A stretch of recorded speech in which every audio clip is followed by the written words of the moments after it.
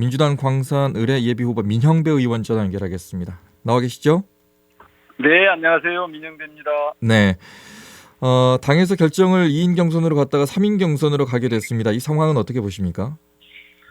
뭐 당의 결정이니까 저는 거기에 대해서 다른 어떤 의견은 없고요. 네. 다만 석연치 않은 부분은 조금 전에 인터뷰 하시는 거 들어보니까 마치 그 당의 자료를 다 알고 있는 것처럼 말씀하시던데 저는 그런 판단이 어디서 나오는지 모르겠어요. 제가 알기로는 만약에 제가 아는 그 기록으로 하자면 2등, 3등, 4등 간에 그동안의 여론조사 결과를 보면 차이가 없어요. 유의미한 차이가 없습니다. 저하고 상대적으로 비교를 했을 때.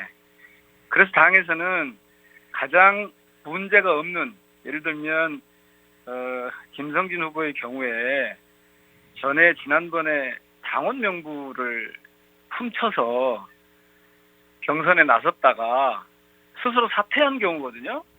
그래서 아마 후보 자격이 없는 것으로 그렇게 얘기가 됐었는데 이렇게 재심에서 다시 살아난 과정이 저는 몹시 석연치 않아요. 그러나 이것은 당이 결정한 일이고 당이 무슨 4등이라고 올리고 3등이라고 올리고 이런 게 아닐 거거든요. 뭔가 거기에 자료가 있을 텐데 저는 그 자료를 정확하게 알지 못합니다.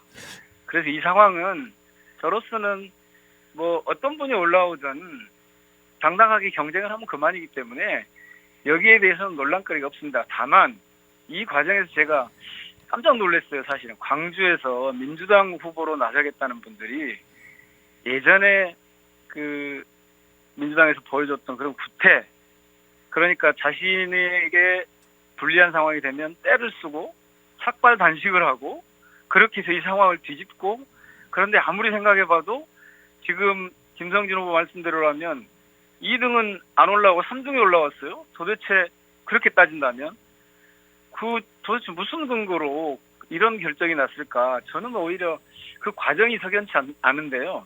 그럼에도 불구하고 저는 이렇게 당에서 결정하면 그 당의 결정에 기본적으로 따르는 것이 도리이고요.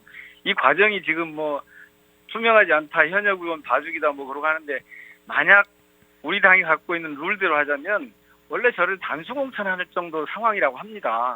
그러나 제가 그걸 뭐 구체적으로 확인할 수 없기 때문에 뭐 2명이 경선을 하든 3명이 경선을 하든 저는 당의 결정에 따를 겁니다. 네. 그러나 이런 식으로 당의 시스템이 제대로 작동하지 않는 것처럼 보여지는 이런 거는 좀 문제라고 봐야겠죠. 네. 일단 2인에서 3인으로 바뀐 것 자체도 당이 결정한 거기 때문에 여기에 따르겠다는 말씀이신 거잖아요. 당연히요. 예, 그럴 예. 수밖에 없는 거고 그것이 당인의 기본적인 자세입니다. 반발하는 거기에 후보들 분명히 서유가 있을 거거든요. 저는 지금 뭐 3위가 올라왔든 2위가 올라왔든 이게 중요한 게 아니라 당에서 네. 그렇게 결정할 때는 당이 판단하는, 그것도 공관위를 거쳐서 재심위를 거쳐서 최고위를 거쳐서 최종적으로 확정되는 것이기 때문에 네. 여기에는 그럴 만한 사정이 있을 거라고 보고 거기에 따르는 것이 저는 당인의 기본적인 자세라고 봅니다. 네. 그런데 이걸 놓고 자꾸 무슨 투명하지 않으면, 공정하지 않으면 어떻게 다시 3등짜리가 올라옵니까? 그러니까 오히려 투명하고 꼼수라고 하는 이 부분은 그 김성진 후보가 자신을 되돌아봐야 될 부분이라고 봐요. 반발하는 후보 측에서는 사실상의 단수 공천인 것처럼 여론조사 결과를 보면 방금 전에 뭐 인터뷰 들어보셨겠지만 이해가 예. 가지 않는다라고 말을 하면서 사실상의 단수 공천 아니냐 이렇게 말을 하고 있습니다. 아니 다시 말씀드리지만 저는 그게 어떤 걸 근거로 하는지 모르겠어요. 그러니까 적합도 조사를 알고 있다는 것인지 당의 그런 평가 기준이나 이런 걸 정확하게 자신이 이미 그 결과를 알고 있다는 것인지 저는 모르거든요. 그런 걸. 그러면 그럴 만한 사정이 있으니까 그렇게 했겠죠. 그리고 단수공천을 제가 알기로는 그래요. 단수공천을 해야 마땅하나 호남 지역에는 현역이 있는 경우에 단수공천 없다. 이렇게 당의 원칙을 정했다는 거 아닙니까? 그래서 저는 거기에 순응을 한 거죠. 거기에 네. 따른 그런 결과다 이렇게 보고 있고요. 자꾸 이 당의 결정을 꼼수 뭐 투명하지 않다 이렇게 당에 공격하면 자기 부정이에요. 그러면 이번에 그분 말씀대로 하면 2위를 제끼고 3위가 살아는 이것은 어떻게 설명을 할 거예요? 네. 설명이 안 되잖아요. 이거야말로 진짜 꼼수죠. 자, 전에 그렇게 본다면. 그 얘기를 하셨으니까 각자에게 지금 네. 저희가 7분씩 드리고 있으니까 시간이 별로 없습니다. 네. 지금 4년에 지역구를 활동을 하셨습니다. 그동안을 간단하게 좀 소회를 좀 말씀해 주신다면요. 예, 저는 어떤 의원보다도 아주 부지런히 뛰었습니다. 그래서 제가 입법 활동 가장 앞섰다는 평가가 뭐 언론에서도 그렇고 시민단체에서 평가고 국회에서도 기록으로 남아 있고요. 출석률도 제가 본회의 출석률 유일하게 제가 100% 실질적으로 100%인 사람이 유일하게 접니다. 충분히 저는 지난 4년 동안 시민들의 명령대로 뜻대로 잘 그 입법 노동자로서 활동을 해왔다고 봅니다. 뭐 아시겠지만 제가 300개가 넘는 입법을 했고 그중에 50개 법안이 통과가 됐습니다. 이런 기록은 어제 제가 어디 그 유튜브 방송에 나가서 들어보니까 그 아직 보지 못했다고 그러더라고요. 굉장히 그 충실하게 해왔다고 생각합니다. 네.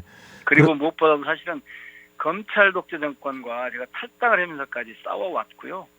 그 결과로 어쨌든 지금 불완전한 그런 상황이지만 상당 정도 그 부분이 진전이 있었고 단순히 그것만 한 게 아니라 이제 지역 현안이나 입법 활동에서도 저는 뭐 충분히 잘해왔다 이렇게 자평을 합니다.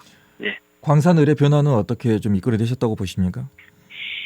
광산을은 사실 전체적으로 광주의 큰 변화와 맞물려 돌아가는데요. 특히 교육 인프라가 되게 광산을 쪽에 좀 약했습니다.